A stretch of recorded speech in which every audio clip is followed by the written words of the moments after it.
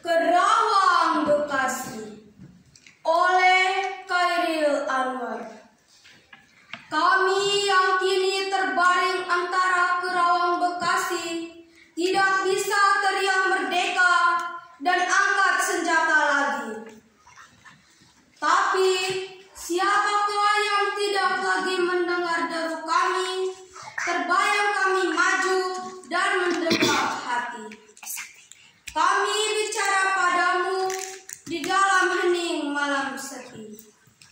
Jika dada rasa hampa dan jam dinding yang berdetak, kami mati muda. Yang tinggal tulang diliputi debu, kenang-kenanglah kami. Kami sudah coba apa yang kami bisa, tapi kerja belum selesai. Belum bisa memperhitungkan arti 4-5 ribu nyawa kami, cuma tulang-tulang berserakan. Tapi adalah kepunyaanmu, kaulah lagi yang tentukan nilai tulang-tulang berserakan. Atau jiwa kami melayang untuk kemerdekaan, kemenangan, dan harapan, atau tidak untuk apa-apa. Kami tidak tahu, kami tidak lagi bisa berkata. Kaulah sekarang yang berkata. Kami bicara padamu dalam hening di malam sepi.